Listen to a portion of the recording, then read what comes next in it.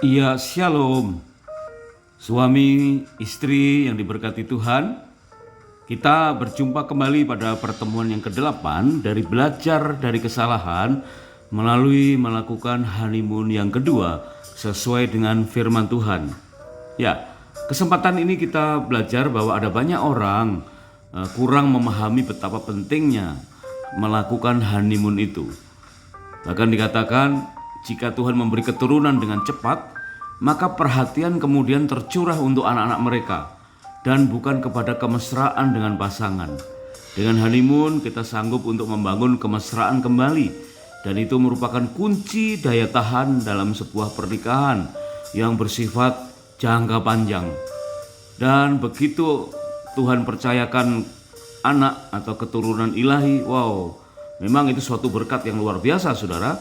Tetapi dampak lain adalah suami dan istri masing-masing abai dengan kemesraan dengan pasangannya, sehingga ada banyak persoalan-persoalan yang kemudian timbul, persoalan-persoalan yang tidak perlu, yang membuat pernikahan seseorang menjadi goyah.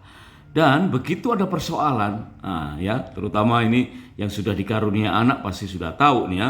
Begitu ada persoalan tentang mendidik anak, anehnya ini suatu keanehan ya. Orang tua menganggap bahwa kesalahan anak berasal dari pasangannya. Nah, ini ternyata ada banyak terjadi dalam sesi-sesi konseling beberapa kali, saudara. Dikatakan pertikaian antara suami dan istri oleh karena permasalahan terhadap anak, maka mereka otomatis langsung mempersalahkan pasangannya. Ya, dan mereka langsung memvonis seolah-olah kesalahan anak itu berasal dari orang tuanya. Ya, si ayah menuduh istrinya kurang bisa mengajar dengan baik. Si suami menuduh istrinya seolah-olah istrinya mempunyai pohon keluarga yang memang sudah salah dari sononya, sehingga anaknya demikian pula ya memiliki kesalahan yang serupa. Ya, kemudian si istri juga dengan mudah menuduh suaminya yang punya kesalahan sehingga menurun kepada anaknya. Ya, anak siapa? Karena anak papa. Ya niru papahnya lah. Ya. Dan hal demikian, saudara, seringkali tidak pernah diselesaikan dengan baik. Sebab itu kita sangat perlu belajar dari kesalahan-kesalahan semacam itu. Belajarlah melalui kesempatan mengadakan honeymoon yang kedua. Ya, kita tahu bahwa honeymoon biasanya kita lakukan begitu selesai menikah. Ya, begitu pemberkatan pernikahan, mengurus catatan sipil, kemudian atau mungkin catatan sipil masih bisa ditunda ya, kemudian resepsi. Begitu selesai malam pertama di hotel yang dekat dengan tempat resepsi, maka besokannya berangkat menuju ke tempat honeymoon, kemudian pulang, aktif kembali bekerja, sibuk meniti karir, ya tahu-tahu Tuhan kasih keturunan, akhirnya sibuk dua-duanya, ya karir, ya rumah tangga, ya anak-anak. Nah, sehingga begitu ada persoalan tentang membesarkan anak, maka kedua orang tua cenderungnya ya saling menyalahkan. Ya, orang tua menganggap bahwa kesalahan anak berasal dari pasangan. Nah, bagaimana caranya, saudara? Buatlah satu event khusus saat honeymoon yang kesekian, yang kita sebut saja sebagai honeymoon kedua, ya, untuk belajar tentang 5 tahap kehidupan yang mengancam hilangnya kemesraan. Jadi ini satu tahap demi tahap yang seringkali kita abai ketika kita sudah selesai menikah, kemudian Tuhan berikan keturunan, ya, dari mengabaikan hal yang kecil. Dari mengabaikan tahap pertama, maka akhirnya tahap berikutnya terabaikan sehingga kemesraan itu hilang. Maka akhirnya timbul berbagai peluang atau celah-celah, saudara, untuk timbulnya konflik-konflik yang besar. Mungkin kita kurang terampil menghadapi atau menangani konflik-konflik kecil karena itu tadi kita tidak terbiasa dengan merencanakan hidup kita, merencanakan honeymoon, ya, merencanakan perjalanan berduaan saja. Kita kurang melakukan perencanaan-perencanaan seperti itu, sehingga kemesraan otomatis hilang dan ada banyak celah yang mengancam. di mana dikatakan iblis berjalan berkeliling. Wah, ini perhatikan saudara, berjalan berkeliling itu artinya mencari celah, ya, mencari sesuatu, mencari topos, mencari kelengahan kita. Kalau itu tidak didapatkan atau mungkin begitu didapatkan celah, maka dia akan mengaum-ngaum, dia akan melancarkan intimidasi, dia akan mengingatkan dosa-dosa masa lalu, masa remaja kita, dosa-dosa waktu berpacaran dan lain-lain. Sehingga kemesraan suami istri otomatis akan mudah tersita, sehingga rumah tangga akan mudah goyah. Nah, kita akan belajar sekarang 5 tahap kehidupan yang perlu kita dapatkan kemesraannya kembali. Ada 5 tahap kehidupan dalam berkeluarga. Yang pertama adalah tahapan kejutan. Wow, ini luar biasa saudara, surprise besar ya. Ini diawali ketika istri menyatakan positif hamil. Wow, ini sesuatu yang dirindu-rindukan. Ya, kedua orang tua dari kedua belah pihak pasti senang mendengar ini saudara. Pasti mencatat harinya, tanggalnya, kapan kira-kira keturunan kita itu lahir, ya. Semuanya mempersiapkan kado terbaik. Ini tahap kejutan. Begitu lahir lebih terkejut lagi, saudara ya. Mungkin saja dengan perbedaan jenis kelamin yang kita perkirakan, ya. Mungkin ada aja, saudara, jenis kelamin yang kita inginkan berbeda, ya. Walaupun ada USG, walaupun ada sarana untuk mendeteksi sebelumnya, saudara, tetapi mungkin aja dari keluarga besar kita menginginkan jenis kelamin tertentu.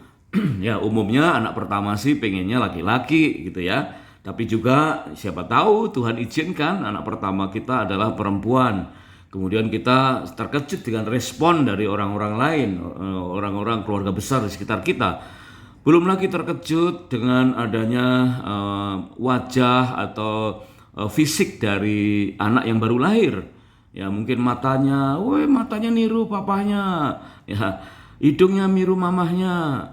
Ya, mulutnya niru siapa? Wah, terkejut saudara.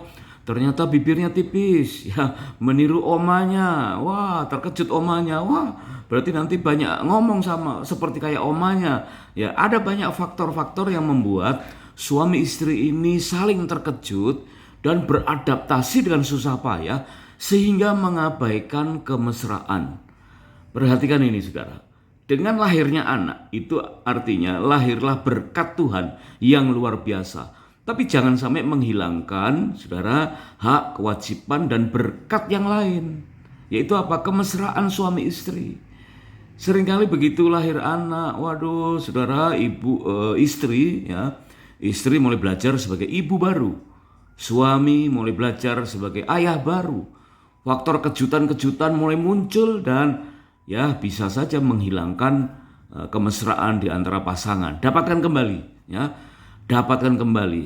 Nah, rancangan berikutnya, apakah setelah disabih mengadakan honeymoon yang kedua atau kapan ya? Tentu yang singkat, tidak bisa sampai berlama-lama karena anak kecil tidak boleh terlalu lama ditinggalkan, saudara. Tetapi kalau kita melihat betapa pentingnya honeymoon buat menjaga keharmonisan, ya, maka kita harus merencanakan. Sebab itu mengacu kepada pedoman sebelumnya. Honeymoon itu dilakukan nggak usah lama-lama, nggak usah jauh-jauh ya, di satu kota yang tadinya belum pernah kita pergi ya, yang terjangkau dengan waktu yang singkat dan biaya yang tidak terlalu memberatkan. Supaya apa? Tahap kejutan ini tidak menyita keharmonisan dan komunikasi antara suami istri. Ya, kemudian kita lanjut ke tahap yang kedua, tahap kicauan. Wow, ini terjadi bagi anak-anak batita di bawah 3 tahun atau balita ya di bawah 5 tahun. Ya, tentu dimulainya masa sekolah. Di situ khas sekali saudara. Anak-anak pasti sering bertanya, ini apa mah? Itu apa pah? Ya, ini apa? Itu apa? Wah, itu suatu keterampilan baru, yaitu keterampilan bertanya. Nah, ada beberapa saran dari beberapa ahli tentang bagaimana mengatasi menghadapi anak yang banyak bertanya. Pengertiannya begini saudara, anak batita atau balita saudara banyak bertanya bukan untuk mengerti makna, Jadi tidak perlu repot-repot kita jelaskan makna sampai detail, tidak ya. Anak kecil banyak bertanya itu hanya ingin memperbanyak vocabulary, ya hanya ingin memperbanyak perbendaharaan kata. Nah, seringkali kita terlalu disibukkan dengan menjawab pertanyaan anak-anak dan bahkan ada ibu-ibu yang jengkel gitu ya karena anak-anak banyak bertanya, di lift bertanya, di tempat makan bertanya, di gereja banyak bertanya. Akhirnya ibu-ibu jengkel berkata, udahlah diam aja kamu, masih kecil banyak bertanya, nanti juga kamu tahu sendiri. Nah, ini bikin luka batin saudara bagi anak-anak ya. Tahap kedua ini sangat riskan, tahap kicauan ini sangat-sangat riskan. Bagi anak-anak akan mudah untuk luka batin, dan bagi kedua orang tua akan mudah tersita keharmonisan dan terganggu komunikasinya. Dapatkan kembali komunikasi yang baik, dapatkan kembali keharmonisan dalam rumah tangga dengan merancang honeymoon kedua berikutnya. Ya, kemudian tahap yang ketiga adalah tahap kekacauan. Ini berpotensi terjadi ketika seorang anak tidak mendapatkan jawaban yang ideal, yang diinginkan oleh anak-anak. Nah, rata-rata anak-anak zaman sekarang, wah terlebih nih saudara perkembangannya ya. Anak-anak lebih percaya bertanya kepada orang lain atau teman sebayanya daripada kepada orang tuanya. Sehingga kacau kehidupan rumah tangga. Suasana rumah tangga kacau. Anak maunya sendiri, orang tua jengkel dengan sikap anak. Anak pun demikian, mudah untuk luka batin terhadap sikap anak. Nah, akibatnya apa saudara? Suami istri kehilangan keharmonisan, suami istri kehilangan kelancaran dalam berkomunikasi. Ya, puji Tuhan ada tahap yang keempat, nanti kita akan perdalam, dan kelima kita akan perdalam itu tahap kekosongan, ketika anak udah mulai meninggalkan orang tua. Tapi nanti akan ada tahap keharuan, yaitu ketika anak sudah melahirkan cucu-cucu ya bagi kita. Jadi itu tahap keharuan. Tapi intinya dalam 5 tahap ini saudara harus tetap terpelihara komunikasi yang baik antara suami dan istri supaya tidak ada celah yang bisa dimanfaatkan oleh iblis. Sejak tahap pertama ya sampai ke tahap yang kelima, maka suami istri diharapkan sanggup menjaga keharmonisan, sanggup menjaga komunikasi yang baik, selalu berbincang-bincang dalam banyak hal, dan tetap mengandalkan Tuhan.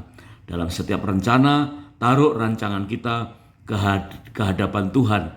Jika Tuhan berkenan, kita lakukan ini. Jika Tuhan berkenan, kita lakukan itu. Kiranya Tuhan Yesus memberkati pernikahan kita semua dengan berlimpah-limpah-limpah. God bless you.